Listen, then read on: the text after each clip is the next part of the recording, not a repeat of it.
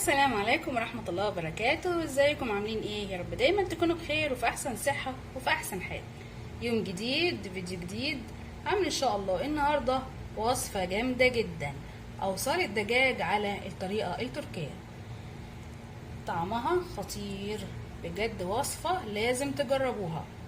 هنقدمها مع صوص الزبادي، شوية رز ابيض كده حلوين، وبطاطس محمرة تجنن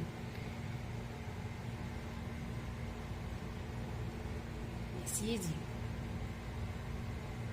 وما تنسوش تحطوا اللايك وتشتركوا في قناتي وتفعلوا زر الجرس عشان يوصلكم مني كل جديد.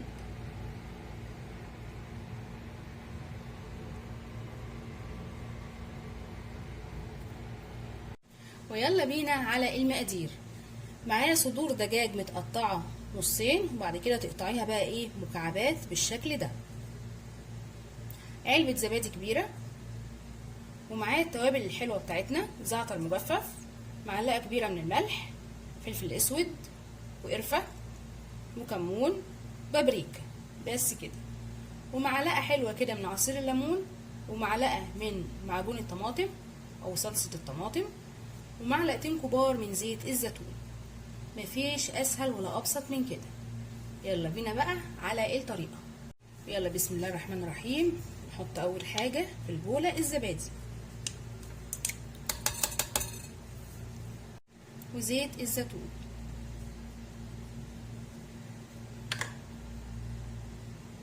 عصير الليمون، ونخلط الكلام ده.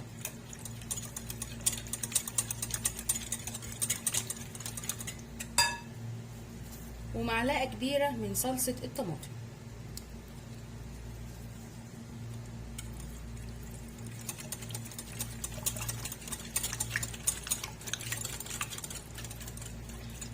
وبعد كده التوابل اللي معانا: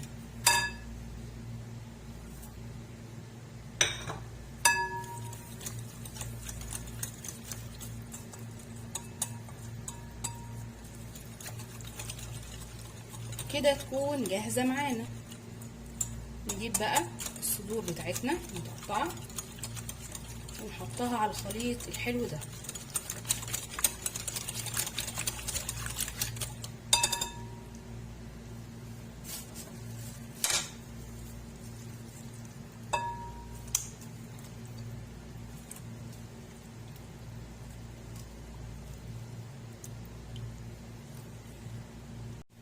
ونقلبهم كده مع بعض، ونسيبها بقى في التلاجة ليلة كاملة كده تشرب من التتبيلة الحلوة دي. ريحتها جميلة جميلة جدا. امال بقى لما تقعد بقى في التلاجة يا سلام، خطيرة قوي. بس كده نغلفها بقى بالاسترتش ونسيبها في التلاجة، ونرجع نكمل وصفتنا. وخلاص سبتها في التلاجة وشربت من التتبيلة الحلوة دي. يلا بقى نشيش احلى اوصال دجاج. نجيب القطعة الحلوة دي،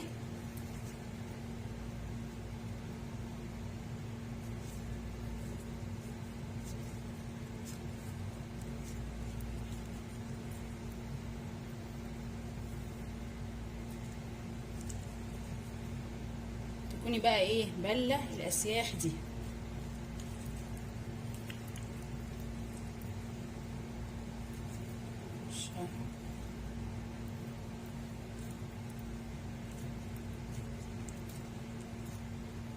شايفين عسل اهو بالشكل ده. نوسع كده عشان يستوي على طول. حطش لايك. نعمل بقى واحد كمان، خلي الصغير ده تحت.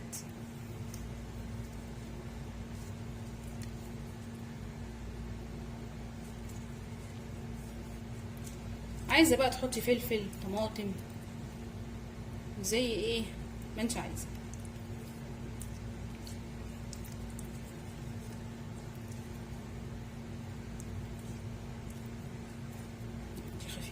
شويه، ناخدها ايه بعدين بالراحه كده ايه وتدخليها.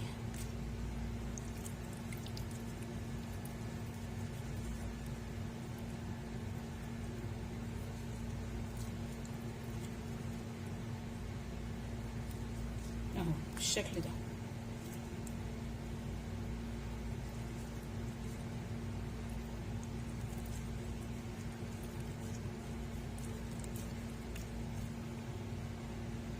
يلا هكمل وارجع لكم. وكده الكميه بتاعتي كلها خلصت. هجيب بقى صينيه حلوه كده ونحط عليها ورقه زبده،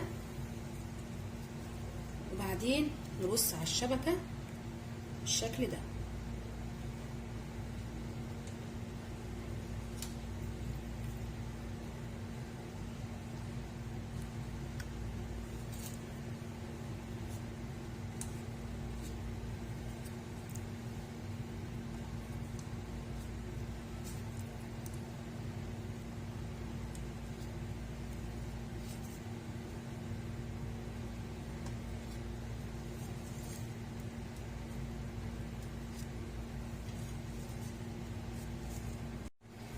شكله جميل قوي قوي. دلوقتي بقى هدخله الفرن يكون شغال من فوق ومن تحت على 180 درجة، وشوفي بقى الجمال والحلاوة دي. لو عندك بقى قرون فلفل، طماطم، تشويها بقى معاها او بصل زي ما انت عايزة. وادي شكله بعد ما طلع من الفرن، ريحته تجنن، حلوة قوي قوي قوي. وده الشكل النهائي لوصفتنا الجامدة دي. اتمنى يا رب تعجبكم وتنفذوها، والسلام عليكم ورحمة الله وبركاته.